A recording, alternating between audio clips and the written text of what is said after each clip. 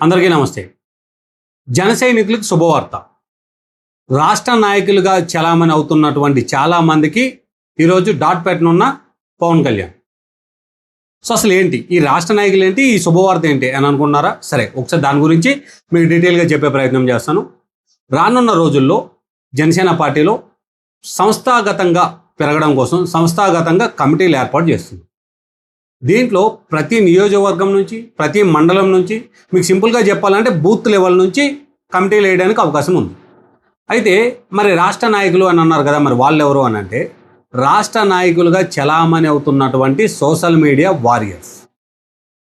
ఎవరైతే జనసేన పార్టీలో ఇప్పటి వరకు ఉన్న పరిస్థితులు గత 10 సంవత్సరాలుగా చూసుకున్నట్టయితే పవన్ కళ్యాణ్ వస్తేనే లేదా పవన్ కళ్యాణ్ మీటింగ్ అంటేనే కనిపిస్తారు. మిగతా విషయాలు ఎక్కడా కనిపించరు. ఎక్కడో ఇంట్లో కూర్చొని లేదా ఏదో వేరే వ్యాపారం చేసుకుని లేదా వేరే ప్లేసుల్లో ఉండి ఒక ఫోటో పెట్టి లేదా ఒక వీడియో పెట్టి వైరల్ అవ్వాలి, లేదా ఎక్కువ లైకులు రావాలి, లేదా ఒకవేళ ఎక్కువ లైకులు వస్తే వాళ్ళే రాష్ట్ర నాయకులు, ఒకవేళ ఎక్కువ వ్యూస్ వస్తే వాళ్ళకు వాళ్ళు ప్రతిపాదించుకుంటూ వాళ్ళకు వాళ్ళు పెట్టుకున్నటువంటి పేరు మేము రాష్ట్ర నాయకులం, మేము సీనియర్ నాయకులం అని చెప్పి. సో ఇలాంటి వాళ్ళందరూ కూడా పవన్ కళ్యాణ్ చెక్కు పెట్టబోతుంది. పవన్ కళ్యాణ్ ప్రస్తుతానికి రెస్ట్ తీసుకున్నట్టుగా అందరికీ తెలిసినప్పటికీ ఆయన అలాంటి సమయంలో కూడా పార్టీని సంస్థాగతంగా ఎలా బిల్డ్ చేయాలి, సంస్థాగతంగా ఎలా పార్టీని పెంచుకుంటూ పోవాలి, అసలు రానున్న రోజుల్లో ఎలాంటి వ్యూహాలతోటి పార్టీని ముందుకు తీసుకెళ్ళాలి, లేదా రేపో మాపో వస్తున్నటువంటి లోకల్ బాడీ ఎలక్షన్లకి జనసేన పార్టీ ఎంతమందితో పోటీ చేయాలి, ఎలా పోటీ చేయాలి, ఎలాంటి వాళ్ళకి మనం సీట్లు ఇవ్వాలి, ఎంపీటీసీ జెడ్పీటీసీలు అనేవి ఖచ్చితంగా బీఫామ్తో పోటీ చేసే సీట్లు. సో వీళ్ళకి ఎలాంటి సీట్, ఎలాంటి వ్యక్తుల్ని మనము ఎన్నుకోవాలి అనే విషయం మీద కంప్లీట్గా దృష్టి పెట్టినట్టు తెలుస్తుంది. అయితే గత కొద్ది రోజులుగా పవన్ కళ్యాణ్ గారు ప్రతి ఒక్క నియోజకవర్గం నుంచి పూర్తిగా అసలు అక్కడ ఏం జరుగుతుంది, ఎవరు ముఖ్యంగా గ్రౌండ్ లెవెల్లో పనిచేస్తున్నటువంటి వ్యక్తులు, ఎవరు చెప్తే ఒక 100 ఓట్లు పడతాయి, ఇలాంటివన్నీ నివేదిక ద్వారా తెప్పించుకొని ఆయన పరిశీలిస్తున్నట్టుగా తెలుస్తుంది. సో ఇప్పుడు ఏదైతే కమిటీలు వేసే పరిస్థితి ఉందో రాష్ట్ర నాయకులుగా ఎవరైతే చలామణి అవుతున్నారో, ఎందుకంటే 2014 తర్వాత 2019 మధ్యలో పోరాట యాత్రని ఇలాంటి కొన్ని సభలు జరిగాయి. అలాంటి తరుణంలో కొంతమంది అదే పనిగా పనిచేశారు. ఆ అనంతరం అంటే సభల అనంతరం లేదా 2019 ఎలక్షన్లో ఓడిపోయిన అనంతరం చాలామంది వాళ్ళ ఇళ్ళకే పరిమితం అయిపోయారు. కొంతమంది చిన్న చిన్న లీడర్లు అయితే అప్పుడు పెట్టినటువంటి ఖర్చులకి, అప్పులు తీసుకొచ్చి పెట్టినటువంటి ఖర్చులు తీర్చలేక పూర్తిగా పార్టీకి సంబంధించినటువంటి కార్యకలాపాలకు కూడా దూరంగా ఉన్న పరిస్థితి. కానీ కొంతమంది మాత్రం దాన్నే ఒక బిజినెస్గా మార్చుకున్నారు. 2019 ముందు పవన్ కళ్యాణ్ గారు గుర్తుపట్టినటువంటి వ్యక్తులు, లేదా వాళ్ళకి పేరు పెట్టి పిలుస్తారు, లేదా వాళ్ళని పలకరిస్తారు అన్నటువంటి వ్యక్తులు మేము ఫోటోలు తీపిస్తామని, మేము ఇంకోటి చేస్తామని, ఇలా వాళ్ళే దాన్ని బిజినెస్ మోడల్గా మార్చుకున్నారు.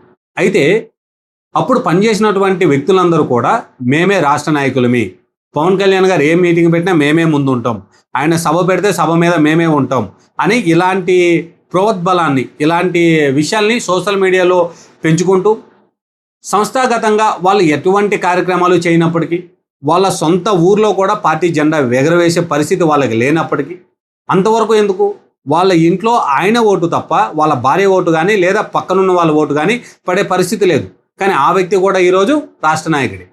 ఇలాంటి వాళ్ళ వల్లే పార్టీని ఎస్టాబ్లిష్ కావట్లేదు అనేవి కొన్ని వార్తలు వినిపిస్తుంది. ఎందుకంటే ఇలాంటి రిపోర్ట్ కూడా కళ్యాణ్ గారి దగ్గర ఉందంట.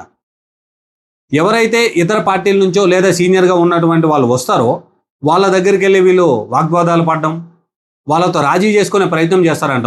అది జరగని పరిస్థితిలో వాళ్ళతో ఏదో ఒక రూపంలో వాళ్ళని బయటికి పంపించాలి లేదా వాళ్ళని అణిచిపెట్టాలి అని చెప్పి వీళ్ళు ఆలోచన చేస్తూ పావులు కదుపుతూ ఉంటారు.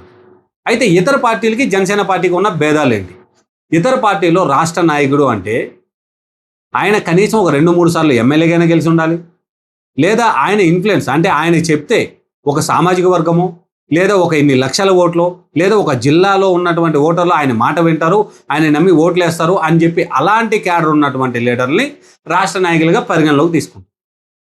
నియోజకవర్గ స్థాయిలో, గ్రామ స్థాయిలో కూడా ఇన్ఫ్లుయెన్స్ చేయలేనటువంటి వాళ్ళు జనసేన పార్టీలో రాష్ట్ర నాయకులుగా చలామణి అవుతూ నిజంగా కష్టపడే వాళ్ళకి హోదా దక్కకుండా, లేదా వాళ్ళ కష్టాన్ని పై వరకు కళ్యాణ్ గారి వరకు వెళ్లకుండా ఆనకట్టలు వేసుకుంటూ వీళ్ళు వెళ్తున్నారు అనే అంశాలు కూడా, అలాంటి వాటి మీద కూడా నివేదిక అయితే కళ్యాణ్ గారి దగ్గర ఉందండి. వీటన్నిటిని క్రోడీకరించి వీటన్నిటిని కంప్లీట్గా పరిశీలించి ఇప్పుడు కమిటీలు వేస్తున్నారు. రేపు మంగళగిరిలో జరగనున్నటువంటి సభలో ఈ కమిటీని అనౌన్స్ చేయడానికి 99% అవకాశం ఉంది. మరి ఈ కమిటీని కేవలం ఓన్లీ ఆంధ్రప్రదేశ్ వరకే ఉంటాయా లేదా తెలంగాణ కూడా వస్తుందా అని అంటే, ఆల్రెడీ పార్టీ నుంచి రామ్ తల్లూరి గారు జనరల్ సెక్రటరీగా ఉంటూ అటు కర్ణాటకలో, కేరళలో వివిధ వ్యక్తుల్ని పార్టీలో జాయిన్ చేసుకోవడం జరిగింది. సభ్యత్వ నమోదు కార్యక్రమాలు కూడా విజయవంతంగా చేయడం జరిగింది. సో ఇవన్నీ పరిశీలించినటువంటి పవన్ కళ్యాణ్ గారు జాతీయ స్థాయిలో పార్టీని ఎస్టాబ్లిష్ చేయాలి. సో ఇప్పుడు ఉన్నటువంటి పదవుల్లో ప్రస్తుతం కొంతమంది పదవుల్లో కొనసాగుతున్నారు. సో అలాంటి వాళ్ళను కూడా ఇంకొంచెమైన ఉన్నతమైన పదవులు ఇస్తూ ఆ పదవుల ప్లేసుల్లో మరికొంతమంది కొత్త నాయకత్వం అంటే పార్టీని సంస్థాగతంగా ఎస్టాబ్లిష్ చేయగలరు, లేదా పార్టీని అనుకూలంగా ఇప్పటి వరకు వాళ్ళు ఉన్నారు గత 10 ఏళ్ళగా, లేదా వాళ్ళు అవసరమైతే ఒక 10 రూపాయలు ఖర్చు పెట్టి ఒక కార్యక్రమం చేయగలరు. అలాంటి వాళ్ళని ఎన్నుకోవాలనే ఆలోచనలో పవన్ కళ్యాణ్ గారు ఉన్నట్టుగా తెలుస్తాం. ఎందుకంటే మనం చూసుకున్నట్టయితే పార్టీ పెట్టిన కొత్తలో ఉన్నటువంటి ఉత్సాహం తరువాతలో లేదు. ఎందుకంటే 2014లో పవన్ కళ్యాణ్ గారు ఏకీగ్రీవంగా, అంటే ఎవరు పోటీ చేయకుండా తను ఉన్న పరిస్థితుల్లో డైరెక్ట్గా ఎన్డీఏ కూటమికి మద్దతు ఇచ్చారు. 2019లో సింగిల్గా పోటీ చేశారు. సింగిల్గా పోటీ చేసినప్పుడు పోరాట యాత్రలో కష్టపడిన ప్రతి ఒక్కరికి 99% పీపుల్ అందరికి కూడా సీట్లు ఇవ్వడం జరిగింది. అయితే వాళ్ళు పవన్ కళ్యాణ్ గారి ఇమేజ్ని కూడా వాడుకోలేకపోయారు అనేది అయితే 100% కరెక్ట్ అని పవన్ కళ్యాణ్ గారు ఇప్పుడు భావిస్తున్నారు. ఎందుకనంటే మొన్న జరిగినటువంటి తమిళనాడు ఎలక్షన్లో విజయ్ గారు పార్టీ పెట్టిన 2 ఏళ్లలోనే ఇంత పెద్ద మెజార్టీ, సింగిల్ లార్జెస్ట్ పార్టీగా ఎదిగినటువంటి మెజార్టీ ఎలా తీసుకొచ్చారు?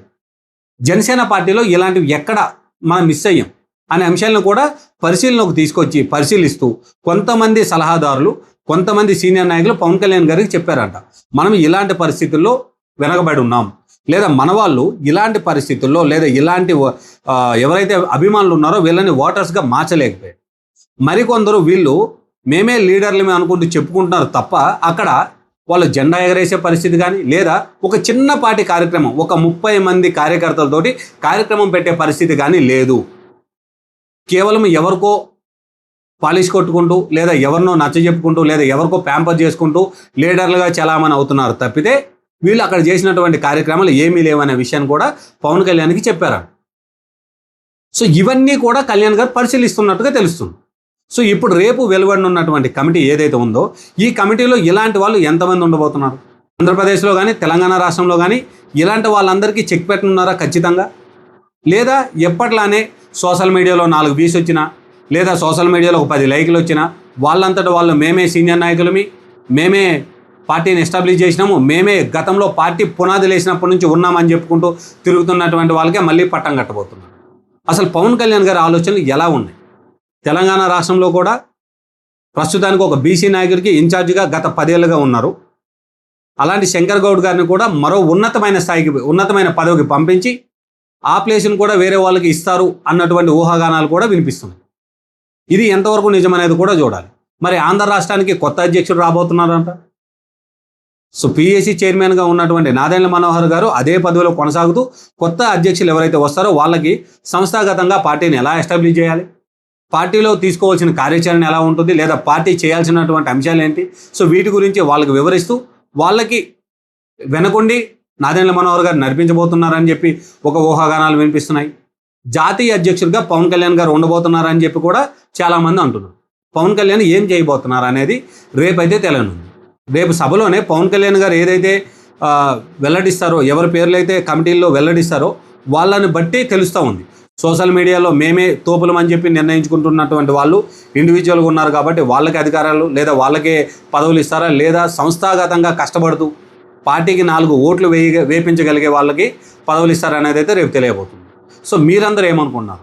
ఇప్పుడు నేను చెప్పినటువంటి కొన్ని పాయింట్లు ఎగ్జాంపుల్గా సోషల్ మీడియాలో కొన్ని వీడియోస్ పెట్టి, లేదా కొన్ని ఫొటోస్ పెట్టి, లేదా సోషల్ మీడియాలో అడపదడపా కనిపిస్తూ కొన్ని ఛానల్స్లో కనిపిస్తూ మేమే రాష్ట్ర నాయకులుగా అని చలామణి అవుతున్నటువంటి వాళ్ళు సొంతంగా ఓట్లు వేయించుకోలేరు అనేది ఒక వాదన అయితే ఉంది కదా. సో దీనిలో మీరేమనుకున్నారు?